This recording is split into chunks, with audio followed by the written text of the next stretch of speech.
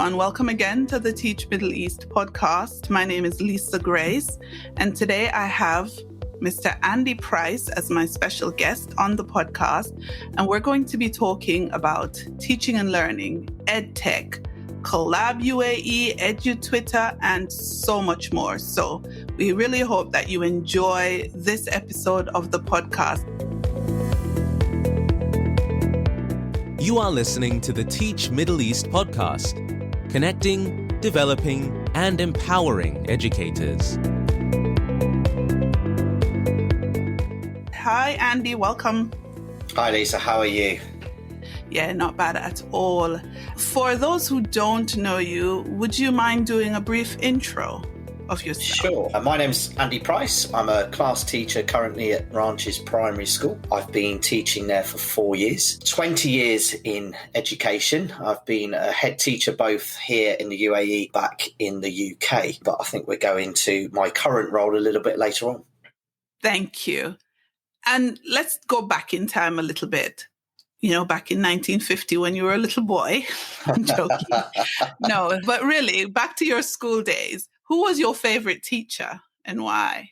I've thought long and hard about this question. It's quite hard to think of a favourite teacher. I mean, I did have so many influential teachers, but I think the one that sticks out for me and probably influenced me for the role that I do now is my Year 6 teacher. Now, in those days, whenever I went home, we religiously sat at the table at 6 o'clock for dinner, and we would converse and talk as a family, but we would always have the 6 o'clock BBC News on. So I was hugely into current affairs and knew a lot about political goings on around the world, and was absolutely fascinated by the general election that was happening in the UK at that time. Now, the Year 6 teacher went a bit outside of the curriculum and said, right, we're going to have an election within the classroom.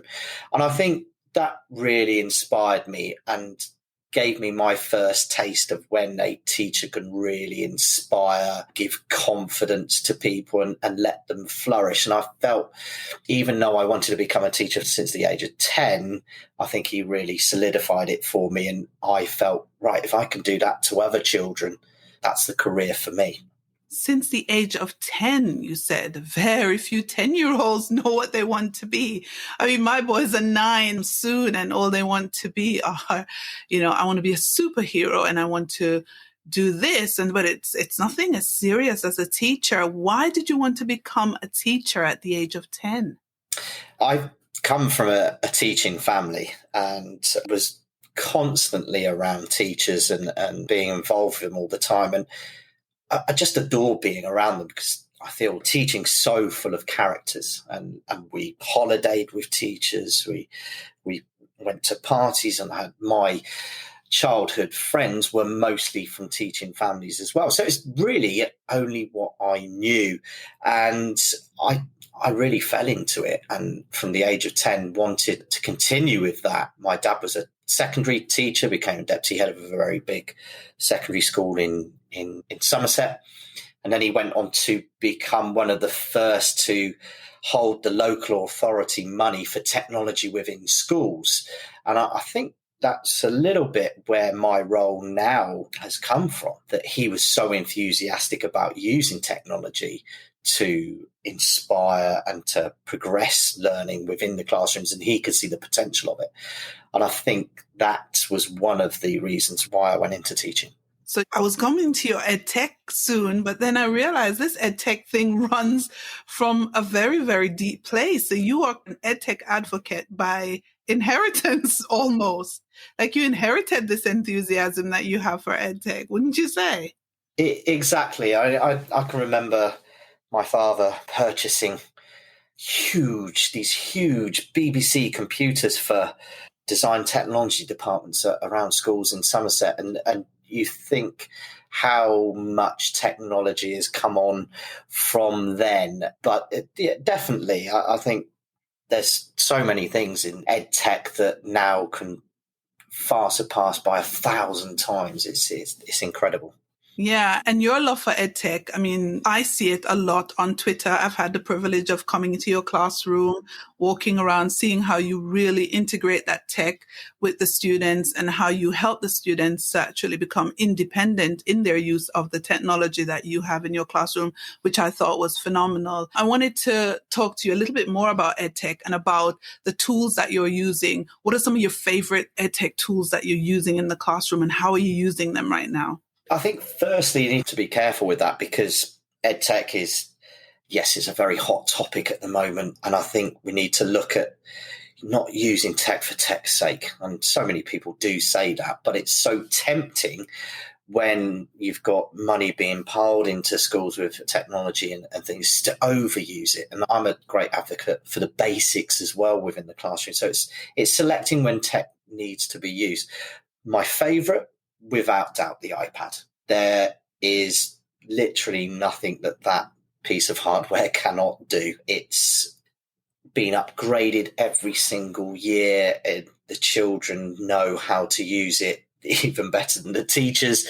And they teach me something new every single day. We're just in maths at the moment. We're doing some subtracting decimals, and the children are making some fantastic keynote presentations are showing sprinters over the years of how quick they can run the 100 meters. And they were showing me today how they can get it to move across the screen and turn around, and sprinters go back down the track. And I was like, that's incredible. And the children are so engrossed in their learning and don't really know that they're learning at the same time. And it's really great fun. But yeah, I think in my current role, we really have pushed the boundaries with EdTech, and it's taken a lot of guts and a lot of risk taken by the school. But to get to a position where we are now, where I would say the classrooms really have EdTech embedded within them. So what about the fact that a lot of teachers, I mean, I guess it's changed a little bit with COVID, but a lot of teachers, they literally are afraid to use the technology in the classroom the way you have, where you've just let the students get independent with it and really explore to their limits. What would you say to teachers who are scared? I think the culture needs to come from leaders. I mean, when I started at Ranches Primary School, Samantha Steele, our principal, she was a big advocate for taking risks. And if it doesn't work, it doesn't matter. And that culture was really put over to us from the start. And especially she's a big advocate of using EdTech as well. And yeah, we made some mistakes along the way with purchasing with different kinds of apps that we were using that weren't working. And we came to a position where we said, right, let's have essential apps that are going to support learning. And I think that's what you need to do. Is there are, what I think we were counting them this afternoon, there's 75,000 educational apps that you can put onto the iPad. And it's just too much. And I can see why teachers get so afraid of things breaking on them. And I think just concentrate on the ones that work for you and work for the children. And I've got to a point now where I would say 4 years ago, I wouldn't have used technology in a class observation. I would certainly use it now because my confidence has gone through the roof with it, and it still goes wrong. So I would say get confident with the essentials, and then don't worry if it breaks. It happens to everyone. I know, right? My headphones acted out today on this podcast, but we got it to work. Apart from the iPad, what else do you think is making a difference technology-wise in your classroom?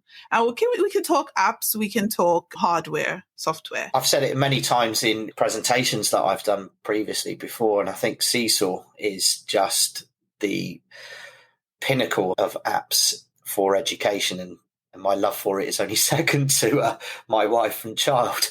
It's one of those apps that has revolutionized teaching and enabled communication between teachers, pupils, and parents. And we did a lot of work on digital feedback at Ranches Primary School, where parents would get involved as well as the children, listening to verbal feedback given by the teacher, which reduced workload.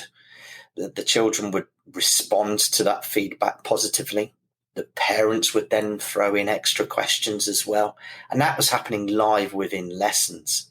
So the parents were able to access the children's learning live. I just felt that was incredible. It's such a big step forward. And Seesaw, again, is one of those apps that just keeps evolving. They don't stop developing and improving that. And I think the updates that I've been privy to see that are coming up in the next couple of weeks are just incredible.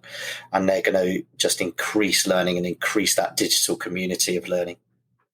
Yeah, I know your role, as you said previously, with technology goes a way back. But for teachers who are relatively new to adopting this technology, maybe some of them have just started to adopt it when COVID hit and we all had to kind of shift online. Where do you think is the best place for them to access training on an ongoing basis for a lot of the things that we use by way of EdTech? Well, there's a story here. I started at Ranches Primary School and Samantha Steed stood in front of the staff and said, right, we would like the year groups to share their learning on social media.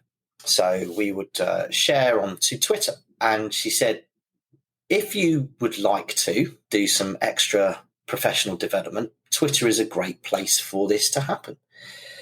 And my immediate reaction was, I can't cope with another social media platform. Facebook with friends and all this kind of thing. I followed up with her and said, she said, oh, no, this is totally different. And I know it will sound a little bit over the top, but it's changed my career. And it's just the collaboration that I've come across on Twitter, the connections that I've made, the resources that have been shared with me, the resources I've shared as well. The networking is just incredible. And I feel that initial teacher training should encourage teachers to get onto Twitter straight away. I think estimate at the moment is only 10% of teachers on Twitter. So there's another 90% of that expertise out there that could be put into a free platform, which is incredible. And it has just revolutionized my career. Yeah. I mean, I am a massive fan of Twitter. It's funny, I didn't use Twitter so much when I taught. And that I think maybe has to do with my age and whether or not there was Twitter. But I'm not sure. But anyway, I started using it when I went into school leadership. And I tell you what, it really helped because I could reach out to fellow school leaders. I could say, I'm having this problem. I could DM them. What would you do? Can you send me a pro forma that you use for this? Or how did you tackle this in your school? It's weird because I did that. And then when I moved to the UAE, I stopped using Twitter. And so if you look at my Twitter, it looks relatively new because I had stopped when I left the UK. And then coming out here, there was not a lot going on the scene. So I just kind of left it until a couple of years ago, I started again. And that really has opened my eyes to the level of professional development that people can just access from their colleagues for free.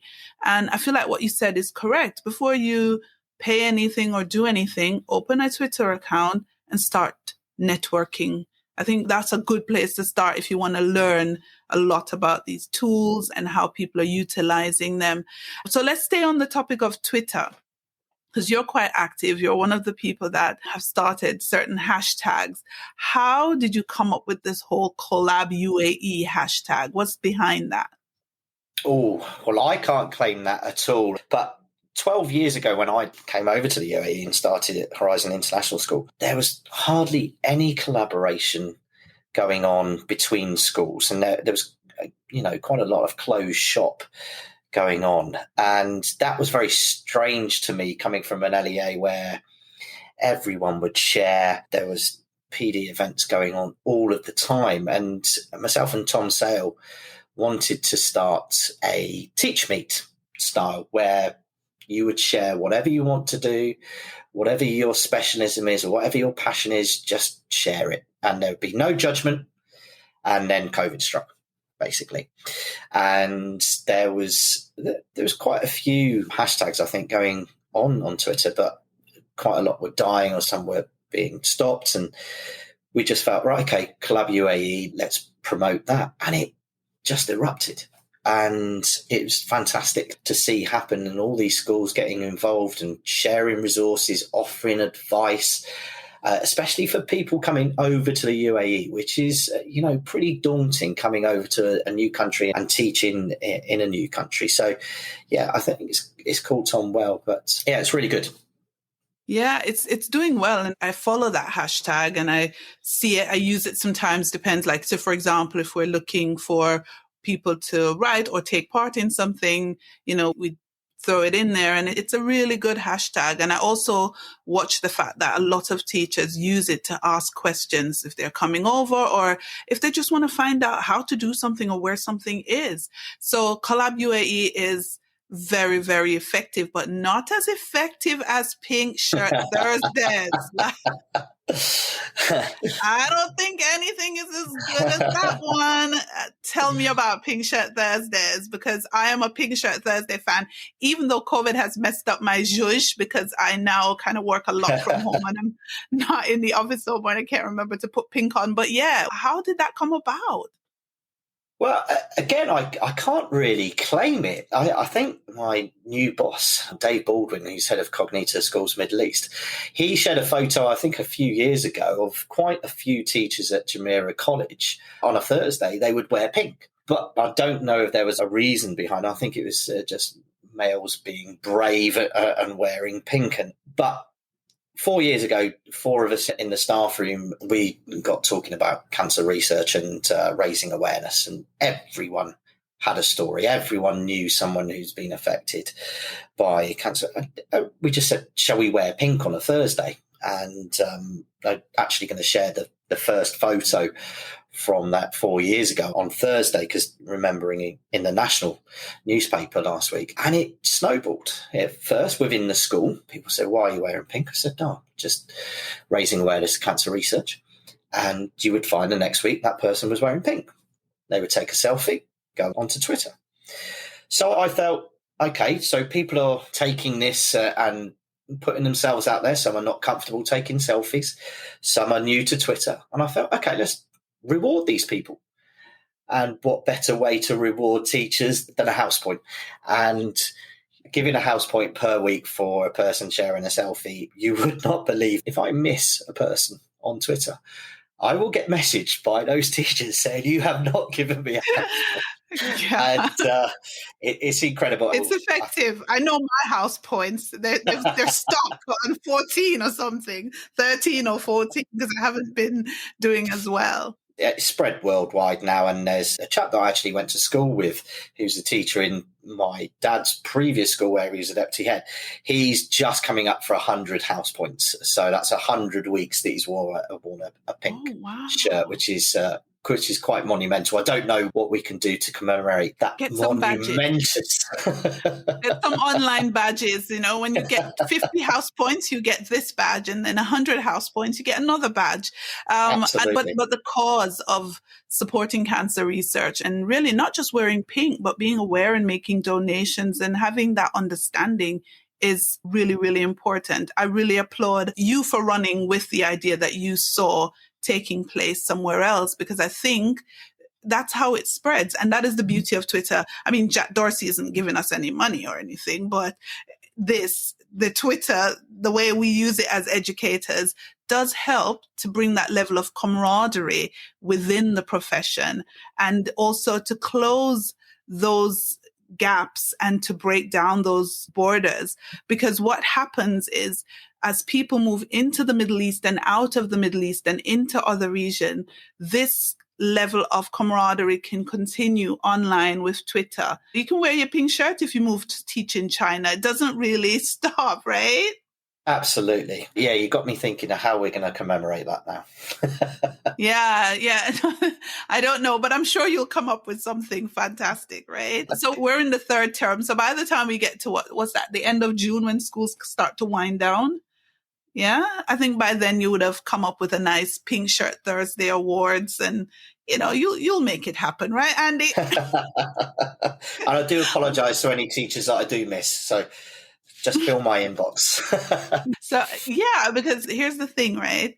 If somebody knows that what they're doing is for a good cause, a little encouragement will encourage them to carry on doing it. Huh? That's what I think. All right. So you have a very interesting career because you were in leadership and then you stepped out of leadership and back into the classroom. What prompted that move? I think the first thing to say is I loved being in leadership. It is one of the greatest roles to see a successful school and knowing that you've led that school. And sometimes you have to sit back and kind of not take the praise for it, but you know that you've instigated something that people have got belief in themselves and they've run with initiatives and things. But I always maintained a class role, even within headship. And it was frustrating me seeing my teachers develop their love of EdTech within the classroom. And I specifically remember one of my staff coming back from Gesture Mirror and saying the displays came alive. It was incredible. The children were going along and putting their iPads up and their work came alive. And I thought, that is incredible. Absolutely amazing. How can I find out about this? And I did research and wanted to put that into practice. And with my home life, my wife agreed to let me step back from the leadership role and to fully go back into the classroom. And thank goodness I ended up at Ranches Primary School, because Samantha Steed there was absolutely, as I've said, about risk-taking and wanted to push the boundaries. Digital feedback, flexible seating, soul in the classroom. It was just a perfect ground for me to take risks, to grow and to use EdTech within the classroom. So now you've had your back to the classroom successfully, and you are about to step back into leadership. Talk to us about that, because you're making this career thing quite interesting. Yeah, I feel I've grown from the experience of going back into the classroom. I think when looking back, it took an awful lot of guts, because I think a lot of people say, well, that's a strange move. Well, there must be a story behind that. And truthfully, the story was I wanted to go and fully implement it within the classroom. And you can't do that within leadership, full-time leadership. So, yes, I'm moving to Royal Grammar School, Dubai, Guildford, Dubai. I will greatly miss working at Ranches Primary School, and especially now that we've got tech fully embedded within the school. What attracted me to RGS was the authentic link it has back with the highly thought after, rich history of Royal Grammar School, Guildford. And there is an EdTech role going there to lead EdTech within the school. And I think opening up a new school is a huge, huge privilege. And we're lucky to have very many new schools in Dubai. And that opportunity arose this year. And yeah, I can't wait to embedding top quality tech within what's going to be unbelievable world-class facilities. Yeah, I'm planning to come down and have a look at it. I think it's going to be a fantastic school. And I'm sure when you're done with it, with the EdTech and all the things that you plan to do with the technology, I'm sure it's going to be fabulous. I mean, the fact is, Dubai has this potential of just giving you, it's unlimited possibilities. That's how I look at it. So because it's a brand new school, you don't already have anything that you have to go and undo to redo. You're doing it all from scratch, which I think is a fabulous challenge. Let me find out from you, in terms of your new role, what would be the first tool do you know that you're going to definitely put in place? The first tool, like, now that I'm in, this is what we got to get first. What's the first thing? Collaboration as a tool. I've just met with Kieran Kelly this afternoon to talk about EdTech and the best EdTech that we can put into the classrooms currently, efficiently and economically, and that it's going to have that longevity. And the only way that I met Kieran is through Twitter. And I will be putting that forward to staff and saying, look, collaboration here in the UAE, is like gold dust. And make those networks. And I met with the new principal, Craig Lamshed, yesterday to discuss what we're going to put EdTech within the classrooms as well. And the same that I was asking Kieran is, what's the best to put in? Yes, you can spend loads of money on EdTech, but it's not necessarily the best. And I think you've got to think very carefully what's best for the pupils, and then to make sure that that training is there for the teacher confidence. That children will be fine using, I'm sure, any type of EdTech, but the teachers have got to have the confidence to allow those children to use that EdTech. And like you say, our children at RPS now use it totally independently. They know the rules, they know the risks, and they know what to do about that. And e-safety, it should be at the forefront all of the time. So going back to the question, I think, yes, collaboration, brilliant and confident, and that, but e-safety should be at the forefront straight away when we start. I mean, I've been rocking my brain. I'm going to ask you and I think it takes us back to Twitter, but it's okay. We can go anywhere we want to. This is our conversation. Thank you for listening to it, guys. But seriously, I've been rocking my brain because when I came out here, I've been 11, gosh. I've been 11 years out here in the UAE. And when I came, there was literally nothing. And obviously, one of the things that we try to do at Teach Middle East is to connect the space because we're not affiliated. So you can be from any school, anywhere you want to write, you want to speak, you want to do anything, come through Teach Middle East. You can do it. We have a platform, use it. But I can't seem to get the teachers to sign up to Twitter and collab the way we want them to. Do you have any ideas? How can we get them? Do we have to call all the school principals and make it mandatory? Your teachers must have a Twitter account for CPD purposes. What do we do? I didn't know about Twitter. When I was a head teacher, I didn't know. I didn't have a clue. And I think it's just awareness. It's just to keep hammering on with people. And I've had one of our PE teachers at RPS just started Twitter 6 months ago. He's the same age as me. And he said, I can't believe I haven't come across this before. There is such a wide network of PE staff out there. Now he's teaching blended learning at the moment and he needs to have EdTech tools to help him. He's gained so much knowledge off Twitter about EdTech tools that are helping PE teachers during this period of blended learning.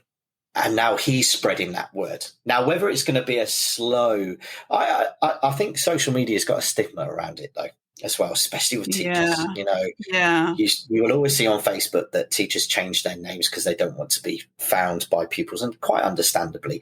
But I keep my Twitter as professional as I possibly can. Yes. And share some personal things, but nothing that I wouldn't be worried about, say, a pupil or a parent seeing.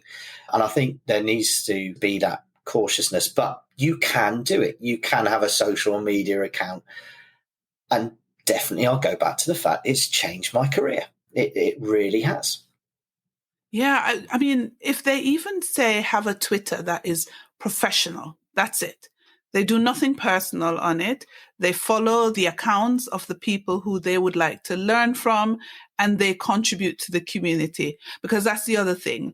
Don't join and lurk, because that just isn't really helpful, because whatever you have as knowledge and content is needed by somebody else as well. So join, and if it's for professional use, then start contributing, start making your knowledge available to everybody else, right? And yeah, I think it might be a slow burn, a slow process. But if you're listening to this, encourage your colleagues to get onto Twitter, join #CollabUAE, follow the different people who are active, who are adding value. And don't worry, because I think a lot of people are worried about what if I get harassed or what if people say inappropriate things to me. But don't worry, there is delete, block, and report. So you don't have to worry about that. You can do all of the above, and you can keep paying attention to the things that edify you, that make your teaching and your job better. All right. So we've touched on the profession. And I know that there is a lot more to talk about with you, but we are 33 minutes in and I feel like I've taxed you enough. So let's unwind and let's think well-being, and let's talk about how you maintain your well-being as a teacher. I think I feel sometimes that well-being's overused and it's become a trendy word, but it is so important. And teachers work so hard that you've got to have that release. I had a bit of a midlife crisis, really, that I enjoyed running and exercise and things, but then that wasn't enough. And I started doing duathlons, so running and cycling, and then that wasn't enough.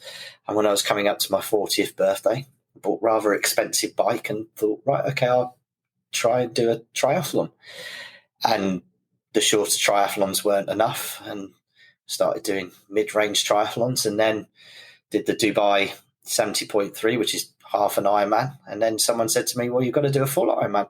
So didn't see my wife for about 6 months of training, swimming and biking and running, and then eventually ended up doing a Ironman 2019. So made some incredible friends through the process, and still now train with them when I can do. We're basically around family life. And we've now started a YouTube channel. We have such great fun doing the training and different types of training. And so many people ask me and say, what distance are you doing? I'd love to do a triathlon, I'd love to get involved. And I think our kind of mantra for the YouTube channel, if we can get someone off their backside and doing some form of exercise, then we're sharing some good as well. So we're into our second episode now, and I'm doing the editing on it, which is keeping me busy. So, but I enjoy doing that as a kind of release from the job and exercise as well. So it's a win-win situation, really. And for other teachers, what do you suggest? How do they create that? I hate the word balance, but how do they create that nice harmony where they're not just working and planning and blah, blah, blah, but they're also doing things for themselves? How do they create that? Yours is triathlon and Ironman, but what is? I think the first thing, this is probably strange coming from an EdTech advocate, switching notifications off. Just get hold of that phone and switch it off. We use them so much, and looking, I'm an Apple fan. Sad to say, and that money I spend on Apple is incredible. But what's great about Apple is it tells you your screen time, and it scares me how much screen time. And it tells me if I'm up or I'm down weekly. And I've got to kind of to the fact that just turn it off.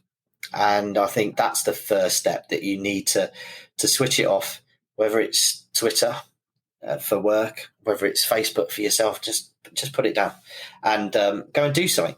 I think whatever floats your boat, whether it's exercise, whether it's not exercise, it doesn't matter. That well-being is so important, and especially during these times. I mean, it's really come to the forefront, and lockdown last year and distance learning, blended learning, we've got to have some release, definitely. Yeah, I'm in total agreement. We're about to wrap this up, but what are your hopes for education in the region? I mean, you've been here for a long time, a little longer than me, and looks like you're going to be here for a long, long time, Mr. Andi Price, with no plans to go home, sir. And it's a fabulous place to live. Listen, it is what it is. If you enjoy it, why not? But what are your hopes for the region in terms of education in the future? I mean, why go home if the sun's still shining? It's definitely. Just take triathlon, for instance. We've got world-class facilities here. So, anyone thinking of doing international teaching, I would give them the advice, go and do it, please. Yeah, I've been here for 12 years and obviously seen a lot of change within the educational environment within the UAE.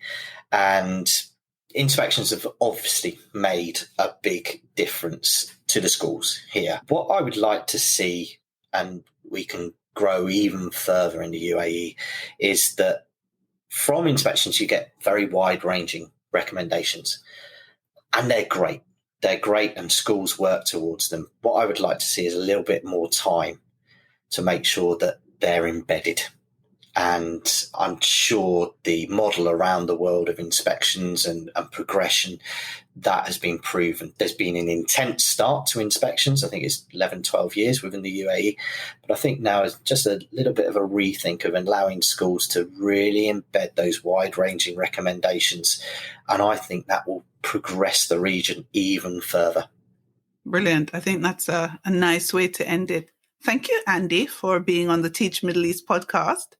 I hope that you enjoyed it as much as we do, and I hope our listeners enjoyed having you on the podcast with us. Thank you so much. And hopefully you'll be in pink on Thursday.